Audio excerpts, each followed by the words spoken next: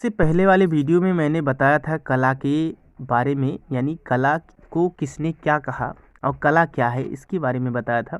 उसी में से एक विद्वान है जिसे नित्सले कहा जाता है, उन्होंने बहुत ही अच्छा वाक्य कहा है कला के बारे में। कहा है ये कि कला जीवन के कड़वे अनुभवों से मुक्ति का माध्यम है। कला जीवन के कड़वे अनुभवों से मुक्ति का माध्यम है। ये बहुत ही इन्होंने अलौकिक बात कही थी और यहाँ से क्वेश्चन पूछता है, इसलिए इस वीडियो में मैंने इसको रखा है। तो ये किसने कहा है, ऐसा पूछा है, तो नित्सले ने कहा है। इस प्रकार अनेक विद्वानों व दार्शनिकों ने कला पर अपने विचार व्यक्त किए। कुछ ने इसे अनुकरण माना तो कुछ ने इसे कल्पना।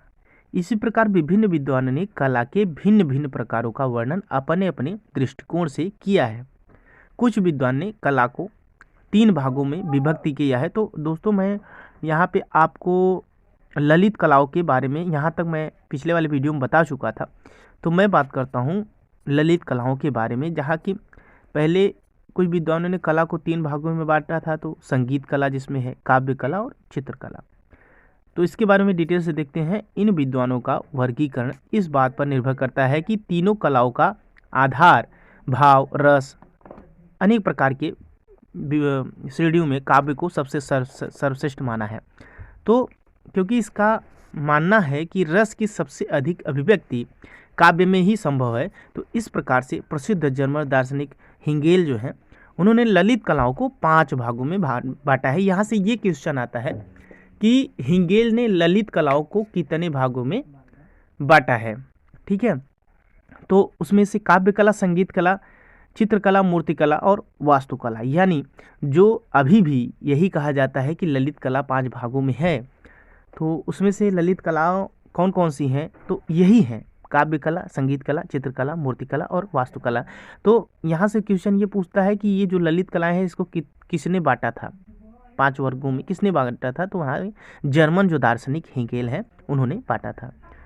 तो इसके आगे देखिए, तो इनमें वास्तुकला को उन्होंने निम्न श्रेणियों में रखा है, क्योंकि इनके अनुसार इसमें स्थूलता अधिक है।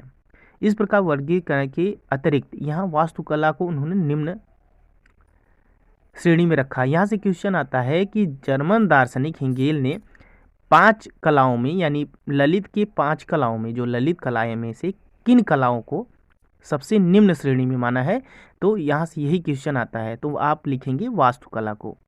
इस प्रकार वर्गीकरण के अतिरिक्त विद्वानों ने कला को व्यावसायिक अथवा उपयोगी तथा ललित अथवा शास्त्रीय कला कह सकते हैं 2 प्रकार भागों में विभक्त किया है।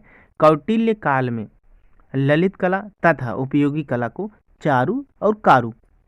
अब चारु जो है ललित कला है, और कारु का मतलब है काम करने लायक, काम करने वाला या काम में उपयोग आने वाला। कारु काम में उपयोग आने वाला, कारु कामगर। तो मिला जुला के कह सकते हैं कि जो उपयोगी कला है वो कारु है, जो चारु है वह आपका ललित कलाओं में यूज होता है, उपयोग होता है। और उपयोगी कला, ललित कला आप अच्छी तरह जानते हैं। ललित कला में काव्य, संगीत, चित्रकला, मूर्तिकला, वास्तुकला है। और उपयोगी कला में जैसे बढ़ईगिरी, सुनारगिरी, और उसमें जो कलाकारी किया जाता है, और साथ ही साथ बर्तन बनाने में, ये सभी कई बार आप जानते हैं उपयोगी कला। इसके बारे में मैं विधिवत बात करता हूँ इसी वीडियो में। तो उपयोगिता को ध्यान में रख कर की गई कला उपयोगी कला कहलाती है। ध्यान दीजिएगा कि उपयोगिता को ध्यान में रख कर की गई कला को उपयोगी कला कही जाती है। यह मानव के व्यवहारिक जीवन से संबंधित है और सौंदर्य को दृष्टि में रख कर की गई स्वांत सुखाय कला शास्त्रीय कला अथवा ललित कला कहलाती है। तो सौंदर्य को दृष्टि में रखकर की गई कला स्वांत सुखाई यानी शास्त्रीय कला, जिसे ललित कलाओं के रूप में विभक्त करते हैं, और उपयोगिता को ध्यान में रखकर की गई कला को उपयोगी कला कहते हैं। यही 2 अंतर है। तो इसको आप ध्यान से देखिएगा। उपयोगी कला में कलाकार की दृष्टि उपयोगिता पर रहती है और उसमें स्वयं की संतुष्टि हेतु कलाकृति के स्वरूप अपने परिवर्तन उन्होंने किया जा सकता है। जैसे ललित कला बुद्धिजीवी समाज से जुड़ी होती है, जो मानव को सौंदर्यात्मक भूख को संतुष्ट करती है। जैसे कहीं गाने बजाने का जो कार्यक्रम है उसमें ललित कलाओं की बात किया जा रहा है, तो उसमें जो संगीत होती है तो उस समय की वह सौंदर्यात्मक सुख देने वाली होती है। ठीक है, तो इसी माध्यम से जैसे हम कहीं देखते हैं, अच्छा मकान देखते हैं, तो वो भी हमारी आंखों को अच्छा लगता है, देखने में अच्छा लगता है, बहुत अच्छा होता है। तो ये सब सौंदर्यात्मक अच्छा होता है। ठीक है, वैसे ही काव्य भी है, मन को छूता है। यहाँ देखने का काम आँख का है, तो आँख के बाद सब मिला जुला के मन तक आता है। तो ये सब जो काली कला है तो वो ललित कलाओं के अंतर्गत आता है, यानी काव्य, संगीत, चित्रकला, मूर्तिकला और वास्तुकला, सब देख के मन को संतुष्टि होती है। तो ये होता है। और उपयोगी कला के बारे में बात करें तो उपयोगी कला के अंतर्गत बढ़ईगिरी, छपाई, पोस्टर को सम्मिलित किया जाता है तथा ललित कला के अंतर्गत चित्रकला, मूर्तिकला, संगीत कला, काव्य कला को माना जाता है। किंतु फिर भी शास्त्रीय और उपयोगी कला का विभाजन कोई कठोर सीमा रेखा खींचकर नहीं किया जा सकता, क्योंकि कला तो कला है। वास्तव में कोई कलाकार, चाहे वह व्यावसायिक कलाकार हो या शास्त्रीय, जब किसी कलाकृति का निर्माण करते समय आनंदित होता है तो उसके निर्माण से उसे आत्मसंतुष्टि प्राप्त होती है। तो उसकी वह कलाकृति व उसमें उससे प्राप्त आनंद शास्त्रीय कला कहा जा सकता है। किंतु बाद में यदि वह इसी प्रकार की कलाकृति का निर्माण व्यावसायिक दृष्टि से पुनः करता है तो उसकी उस कलाकृति में प्रथम निर्माण जैसी मौलिकता व आनंद की भावना शेष नहीं होती। उसकी वह कलाकृति उस समय व्यावसायिक कही जा सकती है।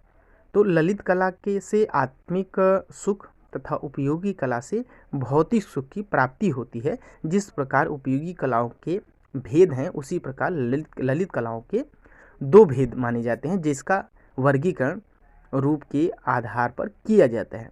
तो अब यहाँ ललित कलाओं को दो भागों में विभक्त किया जाता है। तो उसका रूप के ऐसा पूछा जाता है कि रूप के आधार पर ललित कलाओं को कितने भागों में वर्गीकृत किया जा सकता है। तो हमको ये नेट में क्वेश्चन पूछा है, तो हमको यहाँ पे रूपप्रद कलाएं और अरूपप्रद कलाएं को कहेंगे। और अरूपप्रद कलाएं या रूपप्रद कलाएं ये क्या हैं, कैसी हैं, इसकी बारे में नेक्स्ट वीडियो में आपको बताएंगे। तब तक के लिए हमारे सारी वीडियो को आप देखते रहिए, रिवाइज करते रहिए और ध्यान से पढ़ते रहिए।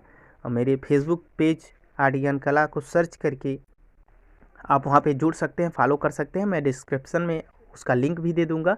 और टेलीग्राम पे आप जुड़े, आर्ट ज्ञान कला करके सर्च करके, वहाँ पे आपको सारा PDF फाइल आपको मिल जाएगा।